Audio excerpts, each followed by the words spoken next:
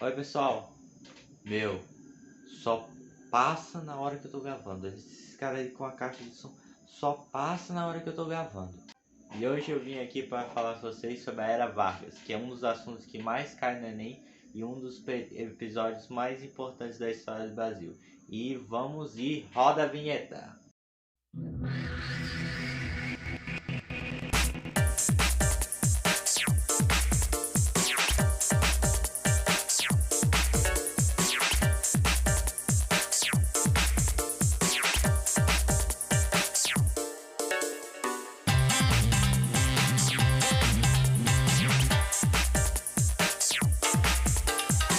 A Era Vargas foi um período que durou 15 anos, de 1930 a 1945, no qual Getúlio Vargas era o presidente do país. A ascensão de Vargas ao poder foi resultado direto da Revolução de 1930, no qual destituiu Washington Luiz e destituiu o presidente Júlio Prestes, o qual o presidente seria o presidente eleito legalmente pelo país. Com a chegada de Vargas à presidência apresentou uma ruptura política com a República Velha. A Revolução pôs o fim no domínio político da oligarquia cafeeira paulista e no comando do governo federal, encerrando assim a chamada política do café com leite. A política do café com leite é uma política do tempo da República Oligárquica, que revezava o poder entre dois estados mais poderosos da época, o de São Paulo e de Minas Gerais, ou seja, um ano o presidente era paulista e no outro o presidente era mineiro. Os anos do governo Vargas foram divididos em 3 fases históricas pelos historiadores: o Estado Novo, o governo constituinte e o governo provisório.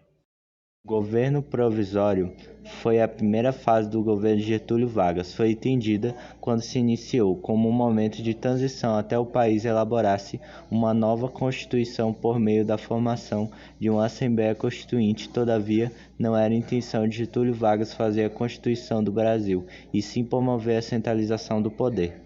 Na sequência desse desgaste, iniciou-se a Revolução Constitucionalista em 1932. Nesse movimento, os paulistas exigiam ter o direito de nomear seu próprio interventor e demandaram que uma nova Constituição fosse elaborada. Militarmente, os paulistas perderam, mas politicamente eles conseguiram que o presidente autorizasse a formação da Assembleia Constituinte. De acordo com a Constituição brasileira, Vargas não poderia reeleger-se presidente na disputa que aconteceria em 1938.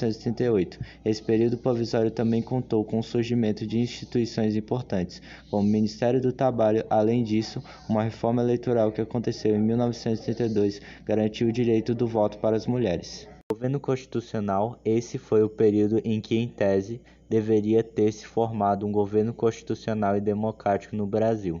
Entretanto, o que se foi visto foi Getúlio Vargas atuando nos bastidores para implantar um regime ditatorial, e no cenário político presenciou-se a radicalização influenciada pelo que aconteceria na Europa. Disto isso, dois grandes grupos políticos surgiram: a Ação Integralista Brasileira e a Aliança Nacional Liberadora.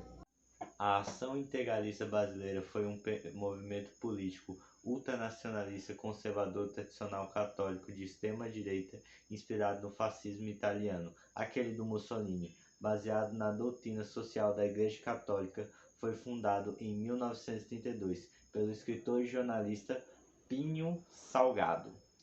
Eles eram conhecidos como Camisas Verdes, ou como os opositores chamavam, Galinhas Verdes.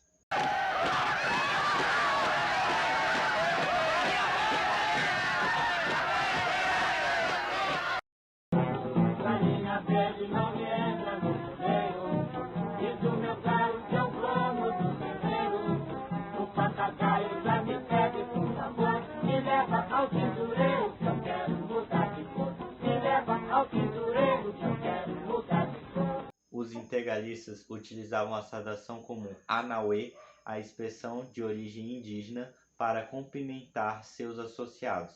Eles também adotaram a letra grega sigma, esse símbolo matemático para a somatória que está passando bem aqui do lado desse vídeo, como formas de incentivavam um forte sentimento de comunhão e amor à pátria.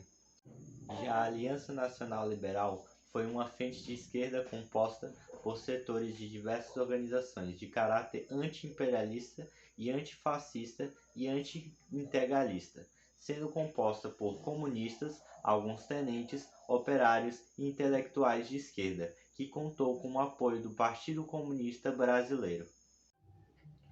Os conflitos entre as duas organizações tornaram-se cada vez mais ferozes nas ruas durante as manifestações, e em julho de 1935, a ANL lê durante um comício de comemorações do movimento tenentista de 1924 e manifesta de pestes, fazendo uma chamada popular para levante da derrubada do governo, exigindo o seu total controle. Vargas aproveitou da situação para promover a ordem de dissolução da organização. Os comunistas da ANL deram início a um levante armado que ficou conhecido como Intertona Comunista. Esse levante aconteceu em 3 cidades, Natal, Recife e Rio de Janeiro, mas fracassou. O Estado Novo foi a fase ditatorial da era Vargas e estendeu-se por 8 anos. Nesse período, Vargas reforçou seu poder, reduziu as liberdades civis e implantou a censura. Também foi o período de intensa propaganda política e o momento em que Vargas estabeleceu sua política de aproximação das massas, o famoso populismo. De 1937 veio à tona um documento que ficou conhecido como Plano Kocher. Esse documento consistia na apresentação de um plano detalhado de revolução comunista para o Brasil, que teria o apoio do direito da União Soviética. No entanto, tal documento não passava de um estudo elaborado pelo coronel Olímpio Mourão Filho, então vincular à Ação Integralista Brasileira, AIB. Tal estudo foi forjado pelo general Góes Monteiro, ligado a Vargas, para que passasse verdadeiro. A ideia deu certo, e reivindicando a defesa da segurança nacional contra a ameaça comunista, o governo do Estado Novo foi aplicado. A legislação autoritária de um regime ocorreu com a Constituição de 1917, escrita por Francisco Campos. Agora, algumas características sobre a Era Vargas. A centralização do poder. Ao longo de seus 15 anos no poder, Vargas tomou medidas para enfraquecer e legitimar e reforçar os poderes dos executivos. Essa característica foi evidente durante o Estado Novo. Políticas trabalhistas. Vargas atuou de maneira consistente no sistema de ampliar os benefícios trabalhistas. Para isso, criou o Ministério do Trabalho e concedeu direitos aos trabalhadores. Era uma forma de reforçar seu poder aproximadamente das massas. Propaganda política. O uso da propaganda foi como uma forma de resolver as qualidades de seu governo, foi uma marca forte de Vargas e que também ficou evidente durante o Estado Novo e a partir do Departamento de Imprensa e Propaganda. Capacidade de negociação política. A capacidade política de Vargas não surgiu do nada, mas foi sendo constituída e aprimorada ao longo da sua vida política. Vargas tinha uma grande capacidade de conciliar grupos opostos em seus governos, como aconteceu em 1930, quando as oligarquias dissidentes e tenentistas estavam juntas. Com a eclosão da Segunda Guerra Mundial em 1939, o Brasil tomou a decisão de manter-se neutro diante do conflito europeu. No entanto, no governo existia aqueles que eram a favor e apoiavam o eixo, e os que desejavam se aproximar dos aliados. Devido à pressão americana, Vargas decidiu declarar guerra à Alemanha e, posteriormente, mandar soldados para a Europa e ceder uma base aérea para os Yankees em Natal. Em troca, houve a concessão do empréstimo e modernização do armamento do Exército Brasileiro. Para quem quiser entender melhor essa parte da Segunda Guerra Mundial, eu estou deixando aqui um link de um vídeo que eu já tinha feito já há bastante tempo sobre o Brasil na Segunda Guerra Mundial. De novo, não acredito, o carro da laranja agora. Meu Deus, ninguém vai me deixar gravar esse vídeo não, né? A contradição entre lutar contra a ditadura e viver num regime sem democracia determinou o começo e o fim da Era Vargas. Vários intelectuais associam de estudantes a mesma parte dos militares. Começou a protestar abertamente contra o regime varguista. No dia 29 de outubro de 1945, Getúlio Vargas foi deposto por um golpe militar e pela UNDN, União Democrática Nacional, sendo conduzido ao desterro na sua cidade natal, São Borja. Porém, em 1951 retornaria à presidência concorrendo pelo Partido Trabalhista Brasileiro PTB. Neste mandato, alcançando pelo voto popular, lança as bases para a criação da Petrobras. Vargas suicidou-se no Palácio do Catete, em 24 de agosto de 1954. Com um tiro no peito, sua carta de testamento explicava os motivos da sua decisão, com uma frase célebre: "Deixo a vida para entrar na história." Lutei contra a expoliação do Brasil. Lutei contra a expoliação do povo. Tenho lutado de peito aberto. O ódio, as infâmias, a calúnia não abateram meu ânimo. Eu vos dei a minha vida. Agora vos ofereço a minha morte. Nada receio. Serenamente, dou o primeiro passo no caminho da eternidade e saio da vida para entrar na história.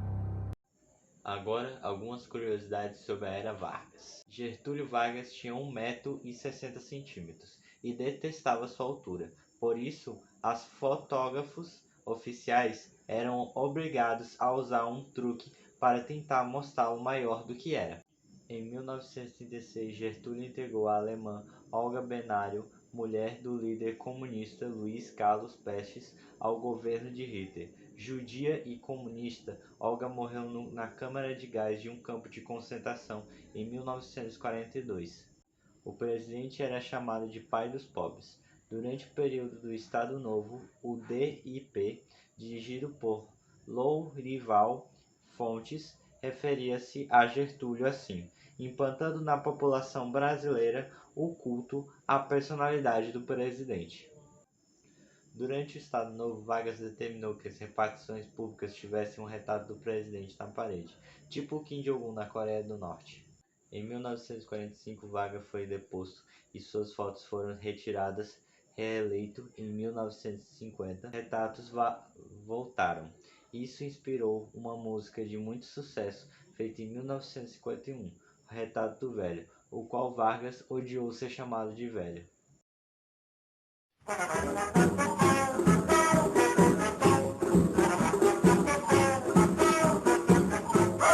Bota o retrato do velho outra vez, bota no mesmo lugar. Bota o retrato do velho outra vez, bota no mesmo lugar. O sorriso do velhinho faz a gente trabalhar. O sorriso do velhinho faz a gente trabalhar. E obrigado por você ter assistido até aqui. Esse foi mais um vídeo do meu canal. E muito obrigado por todo o apoio que você tem me dado.